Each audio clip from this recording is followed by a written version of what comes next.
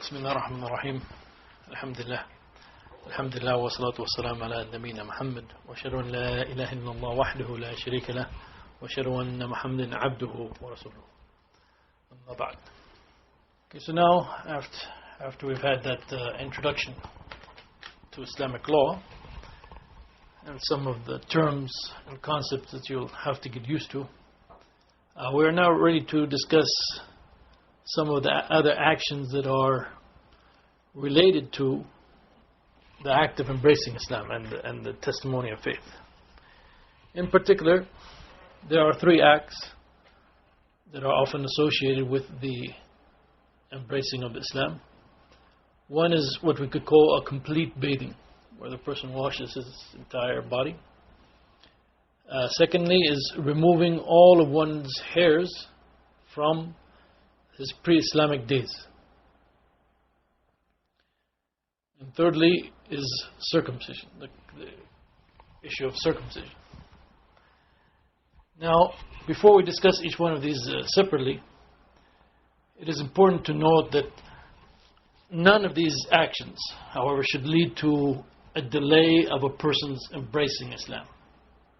Okay, even if we conclude, or even if some scholars conclude that these actions are to be done in relationship to the testimony of faith, in reality, none of these should delay a person's accepting of Islam.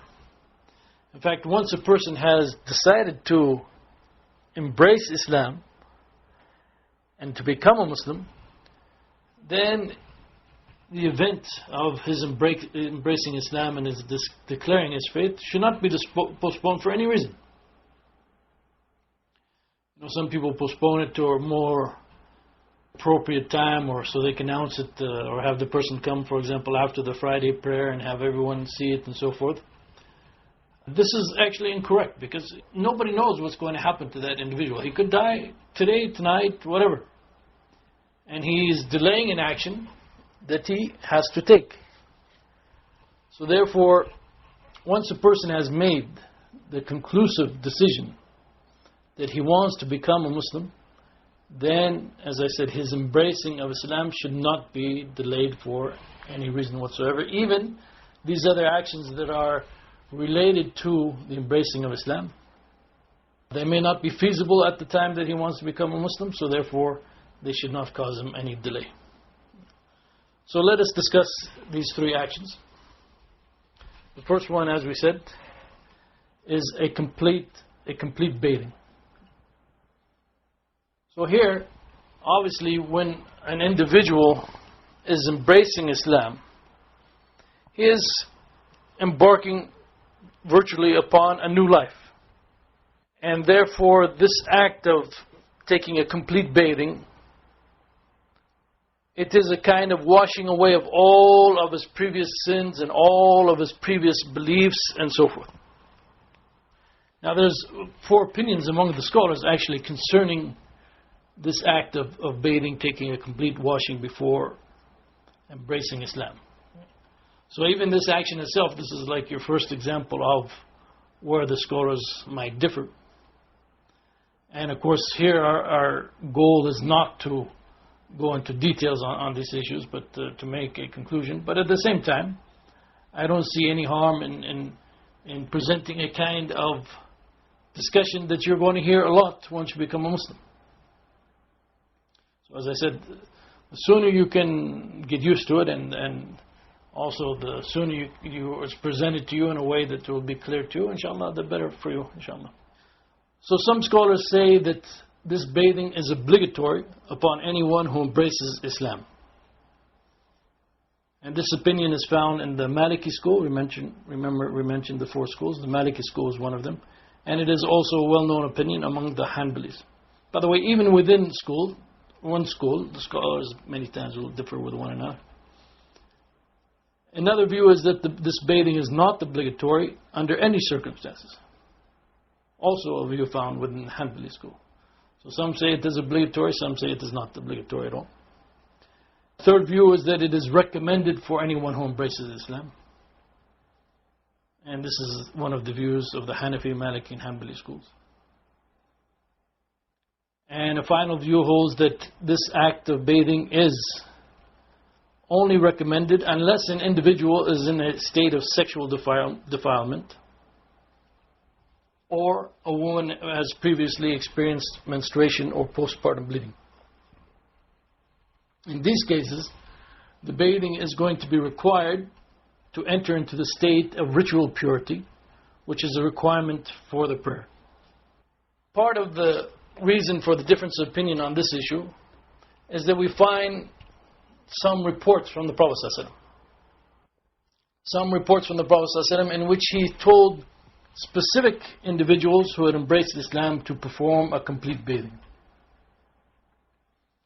Now, as I mentioned earlier, alhamdulillah, it is part of the legacy of Islam that the Muslim scholars did not just take any report that came from anybody about the Prophet ﷺ, but they studied and they analyzed each of the individual reports, and they laid down stringent conditions before accepting the reports and basing our religion and basing our beliefs upon such a narration. So with respect to these reports in which the Prophet ﷺ has ordered some individuals to bathe upon entering into Islam, you'll find that all of these reports have some defects to them. And so therefore, the specialists in this field of hadith, the specialists in this field have declared, a number of them have declared these hadith or these reports to be weak. In addition to that, we have the fact, and this is a well-established fact, that numerous people embraced Islam during the time of the Prophet ﷺ, and there is no record of the Prophet ﷺ giving a general order or a general understanding that all of these people have to bathe as part of the process of becoming a Muslim. So therefore, even if these reports, maybe there's some authenticity to them, they could be understood as meaning that this is an action that the Prophet ﷺ has recommended and not something that he has required.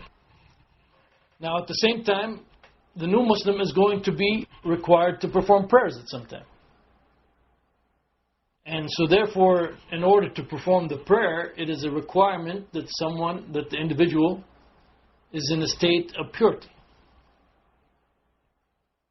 And this act of bathing itself, by the way, when you bathe to be in a state of purity, it requires the intention. In other words, you are bathing for this purpose of to purify yourself, as opposed maybe to just simply sitting under the water and washing yourself without any clear intention in your mind that this is why you're cleaning yourself. So therefore, if someone, and this is probably the strongest view among the scholars, if someone has he's sexually defiled, in other words, he had some sexual experience before Islam, or if a woman has experienced menstruation or postpartum bleeding, in all of these cases, in order for that person to become pure, then the person has to make a complete bathing before the prayer. So therefore, based on all of the evidence that is available on this issue, and this is how the Muslim scholars have to reason, they have to bring together all of the evidence, it can be concluded that after making one's declaration of faith, it is recommended, we can say probably, but it is definitely not an obligatory act that the person performs this act of bathing. But as we said, if there's some reasons that before the prayer they need to bathe, then in that case it will become obligatory upon them. And as I said, this bathing, if it is to be performed, if an individual does go ahead and perform this bathing as a recommended act, again, it should not be considered a mere ritual without any significance, but the person actually has a kind of a spiritual rebirth, and he is setting about on a transformation of his life. And as we referred to earlier, probably his new life is going to be very different from his previous pattern of life. And so therefore, like what we see in many different aspects of Islam, he should prepare himself mentally and emotionally and physically. Because Islam, as we said, encompasses all of these different parts of a human being. All of these different facets of his life. And so therefore, to be a complete Muslim, you have to involve all of these different aspects of your life in your Islam. And so therefore, on all of these different levels, emotionally, your attachment to Islam mentally, what you believe about Islam, and even physically, cleaning yourself. All of these actions, inshallah, work together to bring about the new life of the Muslim who has just converted to Islam. And after he bathes, metaphorically, he has now removed, inshallah, all the different types of physical impurities that he had maybe still on him, and he is now ready to venture on his new path. And also to be on the safe side, before performing prayer, it is best then for these individuals, as I said, who met these conditions, to bathe, to make sure that they are definitely within a state of purity by the time that they perform their first prayers. The second aspect I mentioned was removing all of one's hairs from pre-Islamic days. And this is also based on a narration from the Prophet ﷺ, in which the Prophet ﷺ is reported to have said to a man who had just embraced Islam, remove from yourself or shave off of yourself the hairs from the time of disbelief. And this narration again has not met the standards, the stringent standards that the scholars have placed upon the narrations from the Prophet ﷺ. So therefore it is not an acceptable proof in Islamic law. And again we see that this was also not something that was a well-known practice during the time of the Prophet ﷺ or afterwards. Now there are some scholars who look at this narration and say this might be recommended for someone concerning whom the hairs that he had something of a religious significance. For example, the Sikhs, as you know, they grow their hair, and this becomes actually a religious act on their part to leave their hair growing.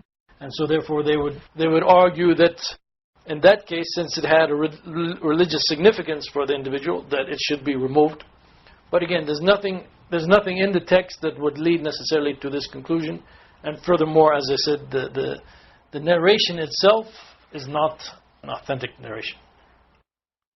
Since it is not an authentic narration, there's no need to try to make some legal conclusion from it.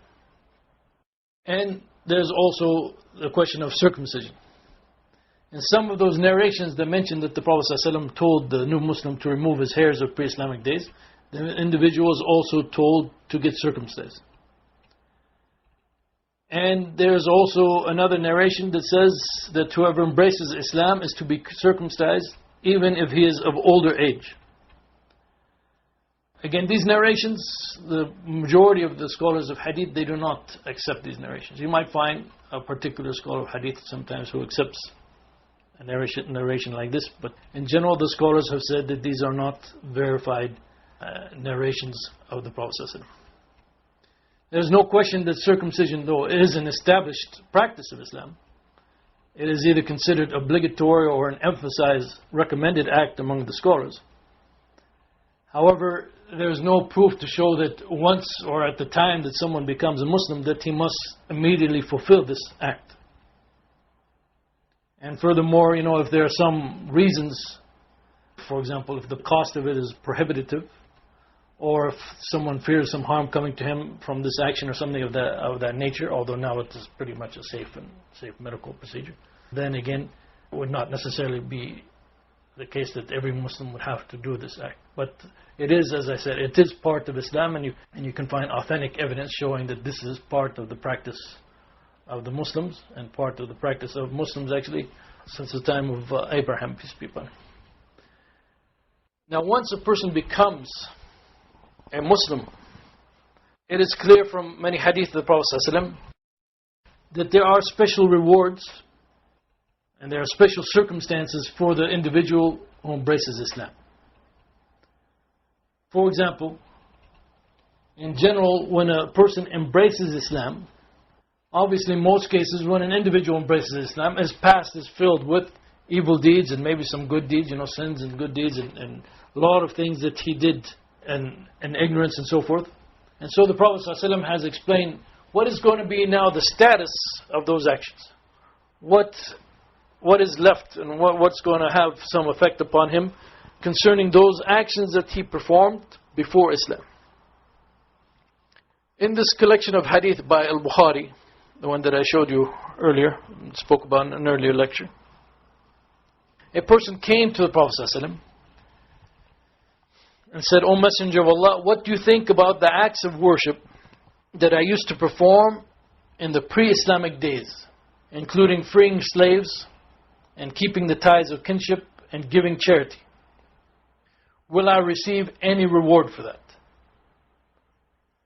And the Prophet ﷺ said, Aslamta ala ma salafa laka min khair.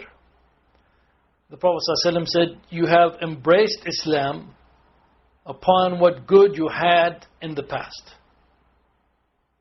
So the Prophet ﷺ did not explicitly tell him that all of those good deeds will still be acceptable and so on, but he simply said that you have embraced Islam with what you had done in the past. So one interpretation of this hadith given by the scholars is that the individual will be rewarded for the good that he did in the past. And this reward, the reward for those actions that he did, obviously one of the conditions for an action to be accepted by Allah is that the action is done properly and done solely for the sake of Allah. But due to his action of embracing Islam, then he will receive a reward for all of those good deeds that he did before he became Muslim. In general, these conditions of doing an action purely for the sake of Allah and making sure it is correct according to the revelation of Allah, in general these actions are missing in a non-Muslim. He doesn't have that real purity. Most non-Muslims, right, are committing shirk. And so therefore he really doesn't have that purity of intention. And he doesn't really know, or he's not really concerned with the revelation from God in most cases. I'm talking about the Quran or the Sunnah of the Prophet ﷺ, since he's not a Muslim. And so therefore, since these are generally missing, the actions should not be accepted by Allah. But one interpretation of this hadith of the Prophet ﷺ is that yes, the individual, due to his embracing of Islam, will receive a reward. And Allah subhanahu wa ta'ala will accept all of those deeds that he did before becoming Muslim. However, there's other ways that this hadith has been interpreted. And one explanation is that those good deeds have developed in the individual a good character. And those good deeds have demonstrated a leaning towards doing good. And this good character and this inclination that he has in him, he will benefit from these two things now while he is a Muslim. And in fact, this tendency toward doing good, this may have been obviously what led him to Islam in the first place. And in fact, it might have even been because of those deeds that he did that Allah subhanahu wa ta'ala blessed him by guiding him to Islam. So here the Prophet ﷺ, as we said, the Prophet ﷺ did not explicitly say that the individual is going to be rewarded for those deeds that he did previously. But those good things that he did, this is what, according to this interpretation, this is what actually led Allah subhanahu wa ta'ala to bless him and guide him to Islam. There is yet another interpretation. And that is that Allah subhanahu wa ta'ala is going to reward that person for those deeds that he did before Islam. But the reward for those deeds will be only in this world.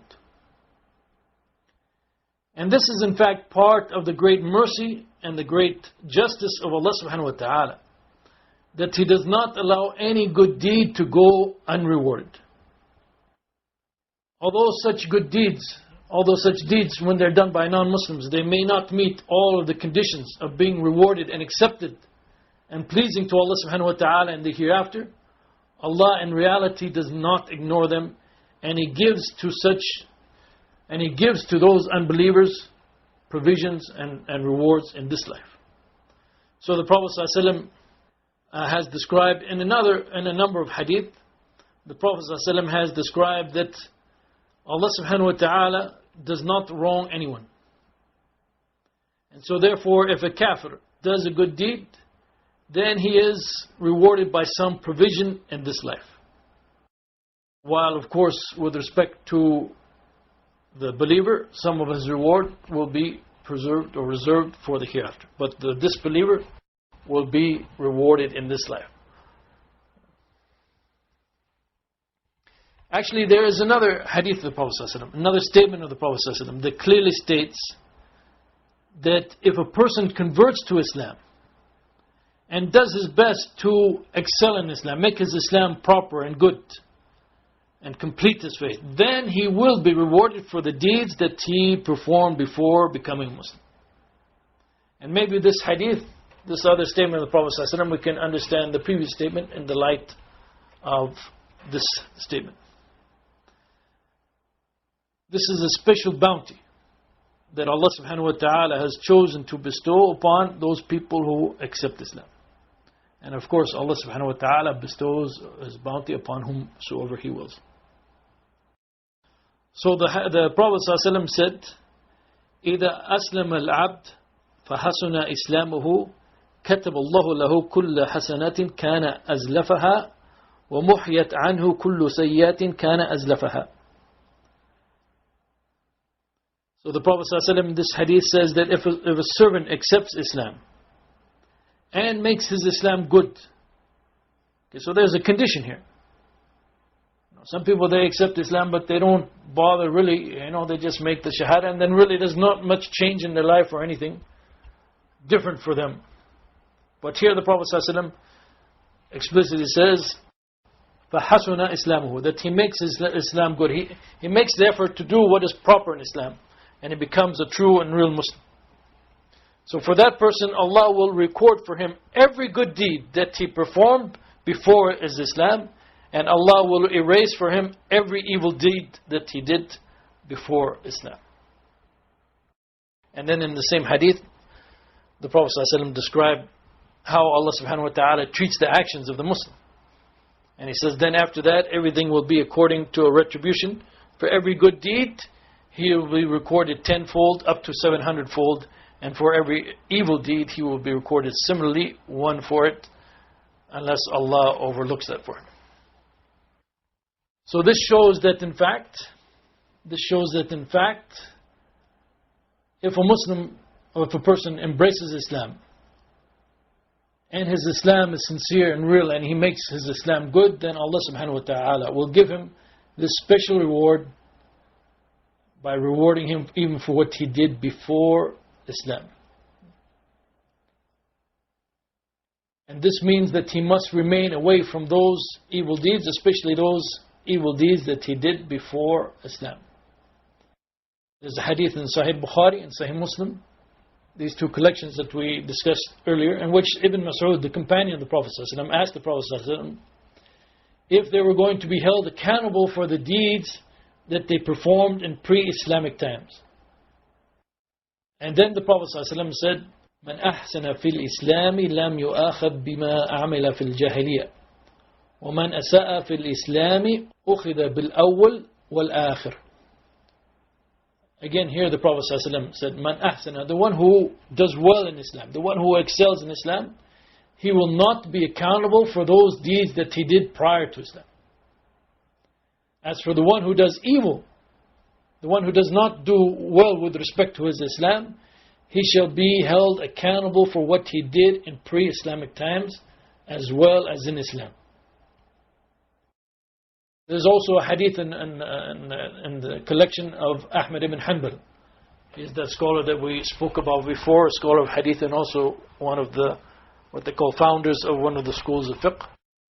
In his collection of hadith known as the Musnad, there's a hadith in which the Prophet ﷺ is speaking to one of his companions, his name is Amr.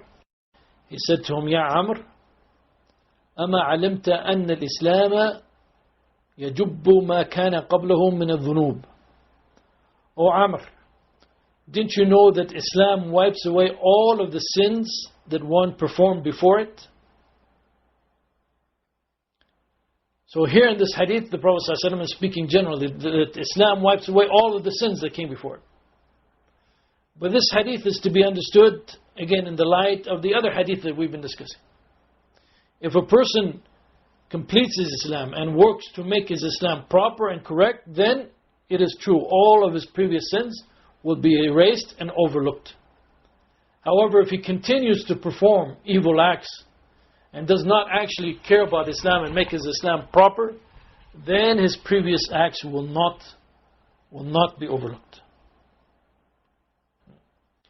Furthermore, there's an even stronger passage in the Quran. Allah subhanahu wa ta'ala says in the Quran, وَالَّذِينَ لَا يَدْعُونَ مَعَ اللَّهِ إِلَٰهًا آخَرَ وَلَا يَقْتُلُونَ النَّفْسَ الَّتِي حَرَّمَ اللَّهُ إِلَّا بِالْحَقِّ وَلَا يَزْنُونَ وَمَن يَفْعَلْ ذَلِكَ يَلْقَ أَثَامًا يُضَاعَفْ لَهُ الْعَذَابُ يَوْمَ الْقِيَامَةِ وَيَخْلُدْ فِيهِ مُهَانًا إِلَّا مَن تَابَ وَآمَنَ وَعَمِلَ عَمَلًا صَالِحًا فَأُولَئِكَ يُبَدِّلُ اللَّهُ سَيِّئَاتِهِمْ حَسَنَاتٍ وَكَانَ اللَّهُ غَفُورًا رَحِيمًا. and those who do not invoke any other God along with Allah, nor kill such life as Allah has forbidden, except for just cause, nor commit illegal sexual intercourse, and whoever does this shall receive the punishment. The torment will be doubled to him on the day of resurrection, and he will abide therein in disgrace. Except those who repent and believe, and do righteous deeds. For those Allah will change their sins into good deeds, and Allah is oft forgiving, most merciful.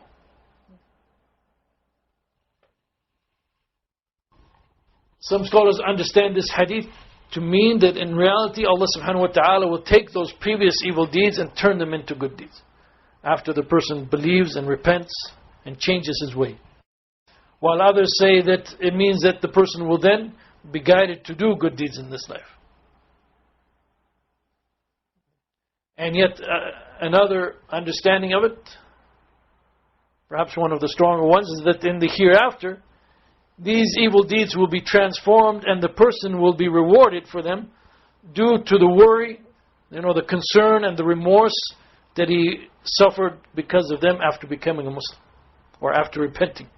Anytime someone repents, whether we're talking about repenting from evil deeds or whether we're talking about changing one's life and realizing that one has been ignorant of Allah or has not been worshipping Allah subhanahu wa ta'ala properly, anytime one repents, one still feels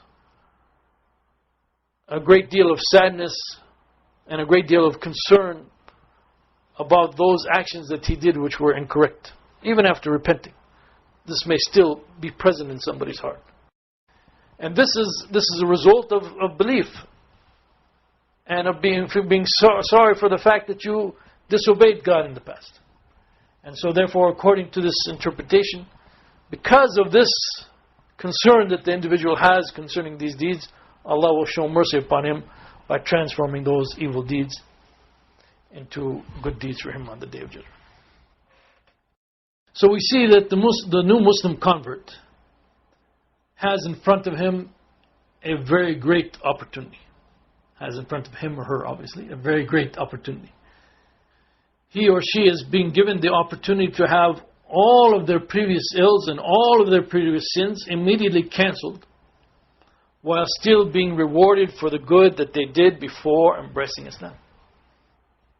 This is all part of Allah's grace and mercy. But again, it is conditional. It is conditional upon the fact that you take your Islam seriously. You change because of your Islam, and you practice Islam, and you try your best to become a true Muslim, and you refrain from those sins and evils that you practiced before you were Muslim. And if you don't do this, if you allow yourself to fall back into doing the same kind of evil sins and not changing your life, even though you've made the Shahada, even though you've accepted Islam, then you are going to miss out on a very great opportunity, and you are going to harm yourself greatly by making yourself liable for the sins and the actions that you did before embracing Islam. In addition, there's also a verse in the Quran and another hadith that deals specifically with the members of the people of the book who convert to Islam. These are the people who believed in the earlier books and the earlier prophets. And then they took the necessary step of also believing wholeheartedly in the Prophet ﷺ and the Prophet Muhammad and the final revelation that in fact in reality their books and their prophets were pointing to.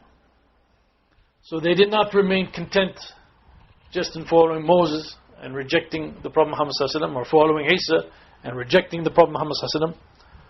But they obviously recognized the truth of the Prophet Muhammad ﷺ, and they recognized the fact that it is their obligation to therefore now follow this prophet whom they recognize to be a true prophet.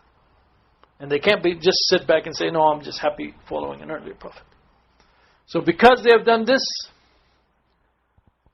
Allah subhanahu wa ta'ala refers to them in the Quran.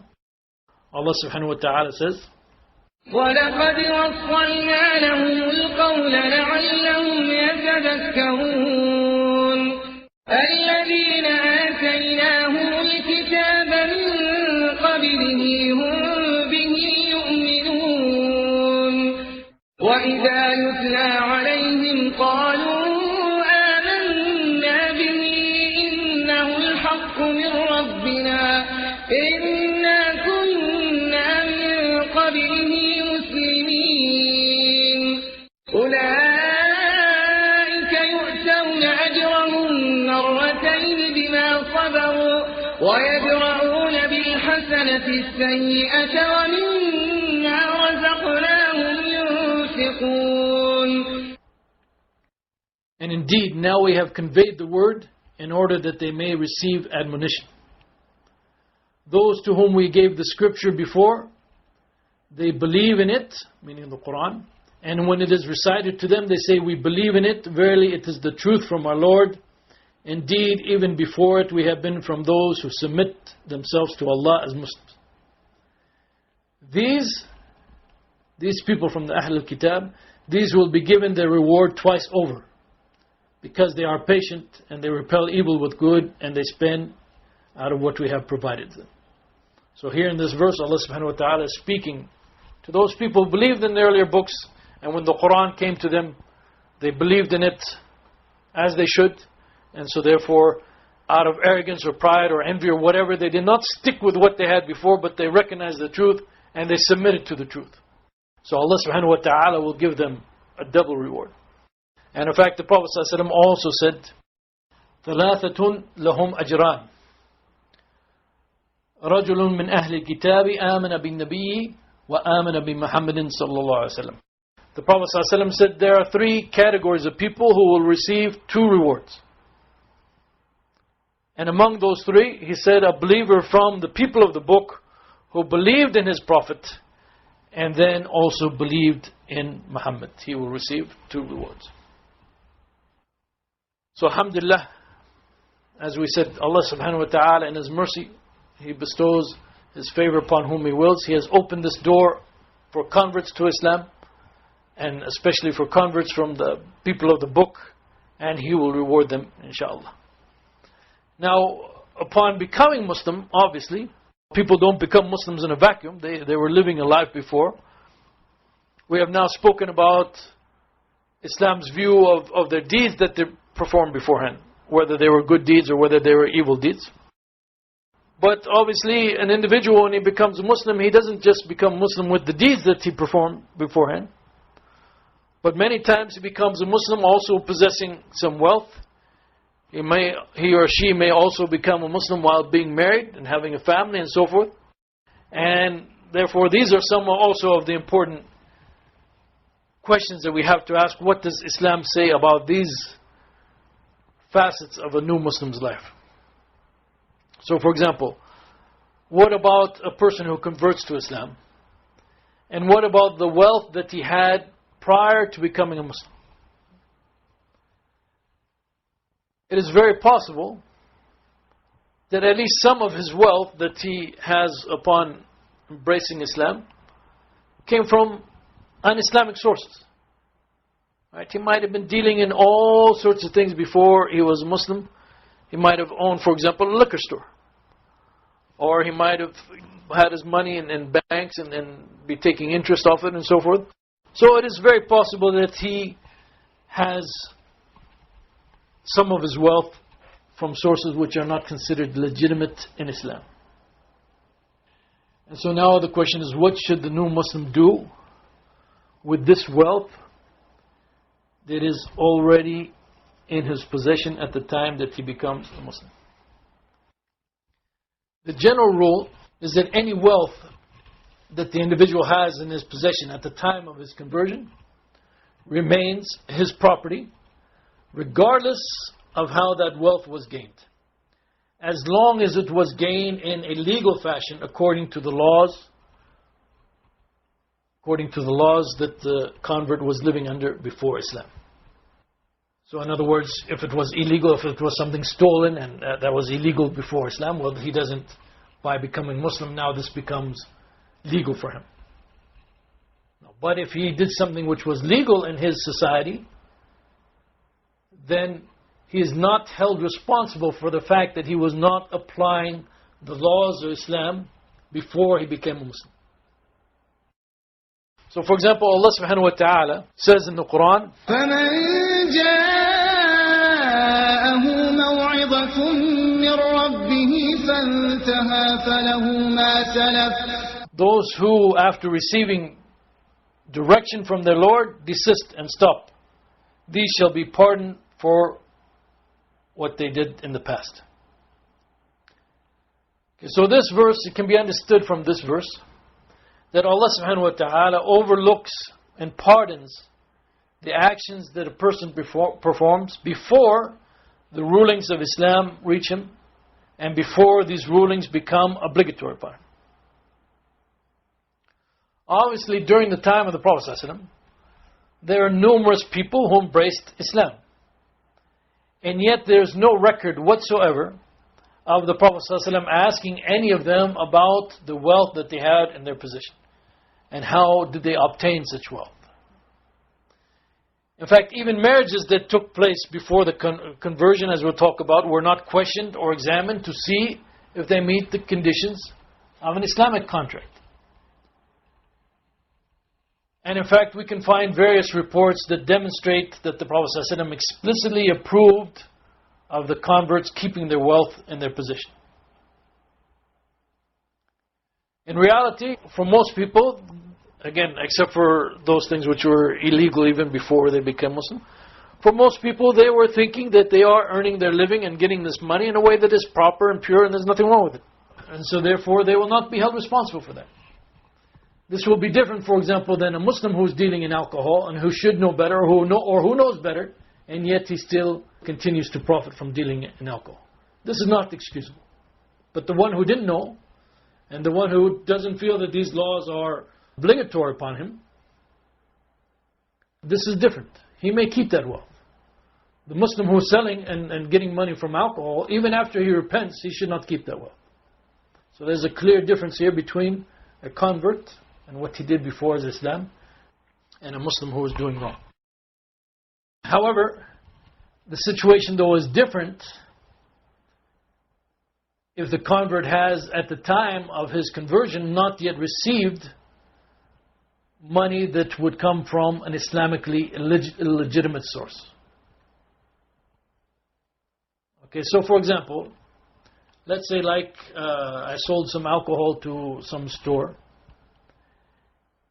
and I sold it to them on July 1st, and they have 6 months to pay me, or it's going to be due, the payment's going to be due on December 1st. And in the meantime, let's say in September, the one who sold the alcohol, the one who was waiting for his money, converts to Islam. Now someone might look at this and say, okay, well, the contract took place before Islam, and so therefore, he can take that money in December when they pay him.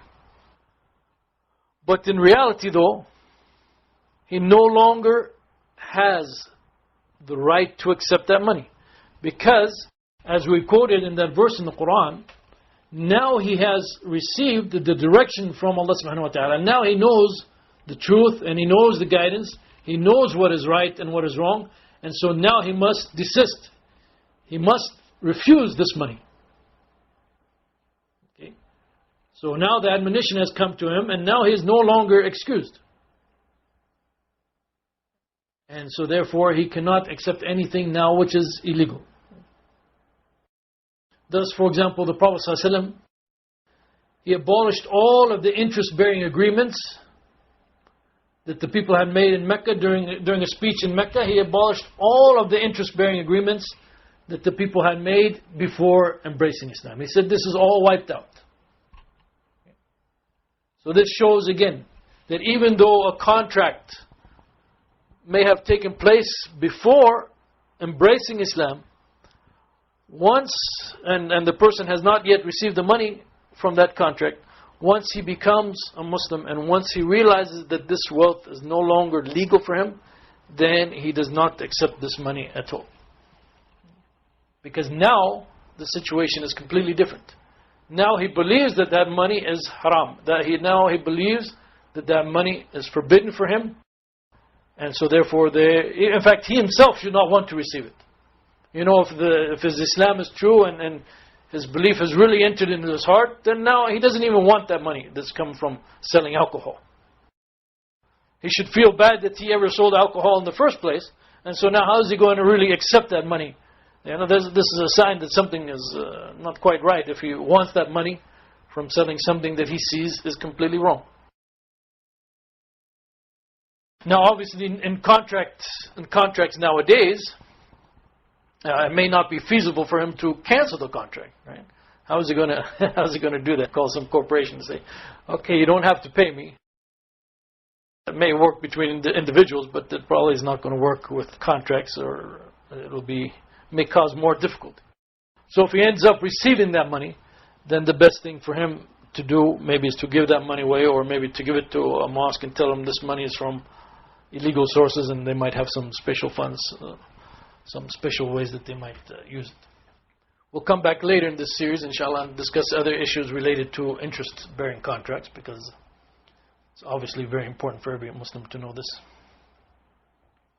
So that is with respect to the wealth. And as I said also many times, when someone embraces Islam with a family already has a wife, maybe children and so forth. And now the question is, what's going to happen here? Now, there's no question that Islam accepts or affirms the marriages that take place outside of Islam or before a person embraced Islam. Okay, there's numerous evidences for this in the Quran. For example, Allah subhanahu wa ta'ala refers to the wife of Abu Lahab. Okay, this was the uncle of the Prophet ﷺ who opposed his mission and was clinging to his disbelief. And so therefore his marriage obviously was in a state of disbelief, and yet still Allah subhanahu wa ta'ala refers to his wife as his wife. So in other words, it is accepting these kind of marriages that have nothing to do with the conditions of Islam. In the Quran, Allah subhanahu wa ta'ala refers to the wife of Pharaoh, for example. Numerous companions of the Prophet ﷺ were born, for example, before the coming of Islam, and they were considered legitimate children of their parents after embracing Islam. There was no question of concerning these marriages. And in fact, the Prophet ﷺ never ordered his companions to get remarried to remarry one another after they embraced Islam. In other words, their marriage was simply accepted. And in fact, the Prophet ﷺ never even asked them about the circumstances of their marriage. So in other words, if a marriage is considered valid, now there's some exceptions to this, as we'll talk about. If a marriage was considered valid by the convert's previous religion or by the convert's previous law and so forth, then his marriage will also be considered legitimate in Islam. If someone had legitimate children recognized by the law before Islam, then they will be considered his legitimate children in Islam. If he had illegitimate children before Islam, then obviously those children will remain illegitimate after his embracing of Islam. One important exception to this is, for example, if the pre-Islamic marriage is a kind of marriage that is completely prohibited in Islam. So for example, among the Persians in ancient times, it was considered permissible for a brother and sister to get married. So this kind of marriage is absolutely prohibited in Islam. So this kind of marriage would be negated by Islam. These two would no longer be considered married as soon as they become Muslim. Because this marriage is absolutely forbidden in Islam. Similarly, if for example someone comes from a culture in which there's no limit to how many wives he may have, if he embraces Islam with more than 4 wives, then, and there's a difference of opinion about exactly what must be done, whether he chooses from among them or whatever, but in any case, any number above 4 is not acceptable in Islam, and steps will have to be taken to decide which 4 he will remain with. That's not a big issue, unless maybe you're from Utah, but otherwise I don't know that being a big issue here in the United States, so we'll not discuss that any further. However, obviously there's some other important issues related to conversion to Islam and marriage. Now, if a husband and a wife both embrace Islam at approximately the same time, then their marriage remains intact and there's no problem, there's no need to take any further steps. And we say, approximately at the same time. That's not going to be possible for them to embrace Islam at exactly the same time. If there's some delay in one or the other, it's not the big issue. If a man converts to Islam while being married to a Christian or a Jewish woman, then the marriage also remains intact and there's no further steps that need to be taken. Those cases are clear and there's no problem with those cases whatsoever. However, there's some problematic cases. 2 cases in particular. Number 1 is a male convert who is married to a woman who is not Jewish or Christian or accepting Islam. In general, in Islam, a Muslim male may be married to a Christian woman or a Jewish woman or another Muslim, obviously. But beyond that, he's not allowed to marry those other people who are committing shirk or they have no religion or anything of that nature. So this is a problematic case. The second problematic case is if a female converts to Islam and she is married to a non-Muslim male. Obviously, if a female converts to Islam and she was already married to a Muslim, that's not a problem, that's not an issue.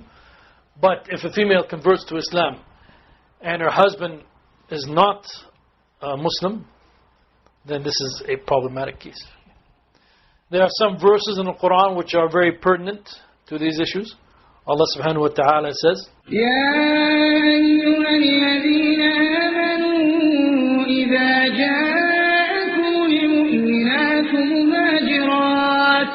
مهاجرات فامتحنوهم الله أعلم بإيمانهم فإن علمتموهن مؤمنات فلا ترجعوهن إلى الكفار لا هن حل لهم ولا هم يحلون لهم. O you who believe, when believing women come to you as immigrants, examine them, in other words, examine their belief. Allah knows best as to their faith. Then if you ascertain that they are true believers, do not send them back to the disbelievers. They are not lawful as wives for the disbelievers, nor are the disbelievers lawful, in other words, as husbands for them. Okay. So a believing woman cannot be a disbelieving man's wife. Okay. She is not lawful for them and they are not lawful for her. And in another verse, Allah subhanahu wa ta'ala says, ولا تنكحوا المشركات حتى يؤمن ولأمة مؤمنة خير من مشركة ولو أعجبتكم ولا تنكحوا المشركين حتى يؤمنوا ولعبد مؤمن خير من مشرك ولو أعجبكم أولئك يدعون إلى النار والله يدعو إلى الجنة والمغفرة بإذنه ويبين آياته للناس لعلهم يتذكرون. And do not marry polytheistic women until they believe. In other words, until they have the proper belief. And indeed, a slave woman who believes is better than a free polytheistic woman, even if she pleases you. And do not give your daughters in marriage to polytheistic men until they believe. And truly, a believing slave is better than a free polytheistic man, even if he pleases you. Those, meaning the polytheists, invite you to the fire, but Allah invites you to paradise and forgiveness by His leave, and makes His sign clear to mankind that they may remember. According to the scholar Ibn al-Qayyim,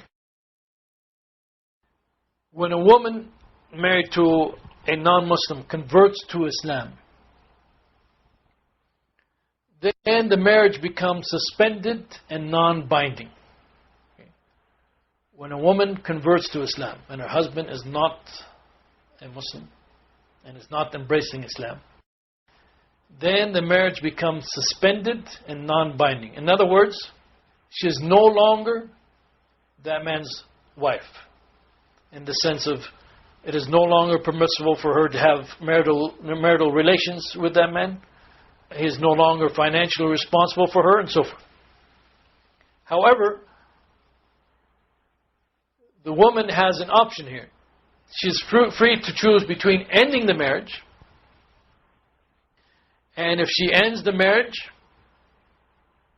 this means now she is free to marry anyone else. If she takes the steps to end the marriage, she's now free to marry anybody else. Or she may decide to wait and keep that marriage suspended. And if she decides to wait, then no matter how long the wait might take, if that man, if her husband embraces Islam, then the two of them can be reunited automatically without any new marriage contract or any need to do any special action. Again, even if the event of the man's Islam takes place many years later, the two of them can be reunited together if she has taken that option of suspending the marriage and not cancelling the marriage. And this view is based on what happened actually during the time of the Prophet ﷺ. The Prophet ﷺ's own daughter, her name was Zainab. She embraced Islam, but her husband refused to do so for many years. Then finally, after 6 years, he came to Medina, and the Prophet ﷺ reunited the couple without a new marriage contract or without the dowry or anything. So in the case of the woman, again, when she embraces Islam, her marriage contract now becomes suspended and non-binding. She is free either to take the steps to cancel the marriage, and therefore she can marry somebody else, or she's also free to wait. Okay. Now in the meantime, she is no longer the man's wife, in the sense that they cannot continue to have sexual relations and they cannot continue to be man and wife. But if at any time the man decides to embrace Islam, then they can be reunited. There's no new marriage contract. There's no process that they have to go through whatsoever. Now in the case of a man embracing Islam and his wife not being a Muslim or a Jew or a Christian, but in this case his retaining his wife will be harmful to her, because he will not be allowed to have marital relations with her or to treat her as a full wife. So therefore in this case it is different from the case of the woman. In this case the marriage comes to an end if the woman refuses to embrace Islam. And Allah subhanahu wa ta'ala says in the Quran, وَلَا تُمْسِكُوا بِعِصَمِ الْكَوَافِرِ. Likewise, do not have the disbelieving women as wives. Another thing that commonly occurs when someone embraces Islam is that people change their names upon embracing Islam. This is in the United States, for example. This has become a common practice, and there's many reasons why people do this. Sometimes, for example, it is done so the convert feels more attached and affiliated with the Muslim community. And so the obvious question that arises is this changing of the name, is this required by Islam? Or is it recommended? Or is it simply permissible? Remember we talked about the 5 rulings. So obviously the changing of Islam might be something, the changing of the name might be something required, or recommended, or simply permissible.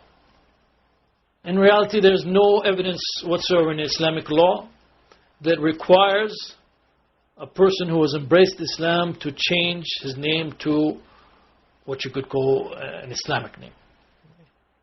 The exception to this would be if his name has something improper to it from an Islamic perspective.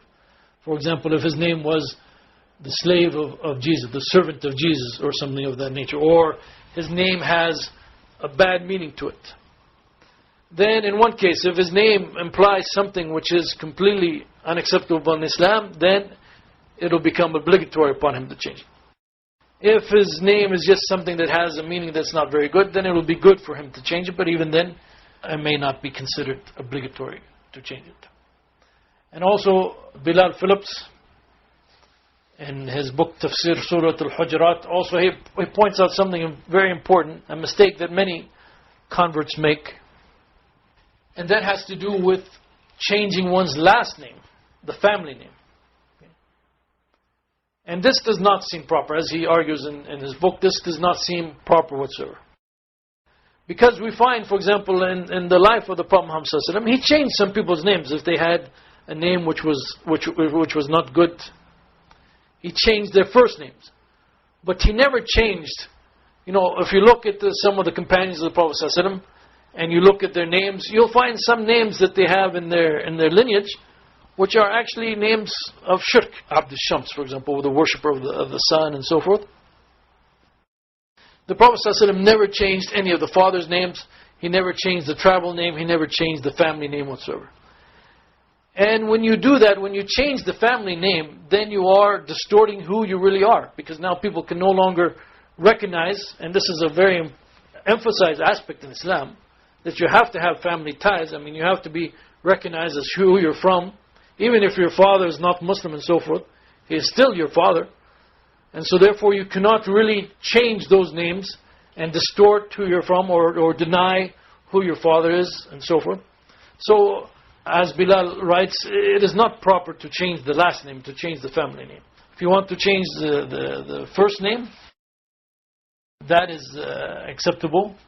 If you want to change the first name, that is acceptable. Nothing wrong with that. Although it is certainly not required. Probably it is closer to just being something permissible. If you want to leave your name as it is, there's nothing wrong with your name, then you just keep your name as it is.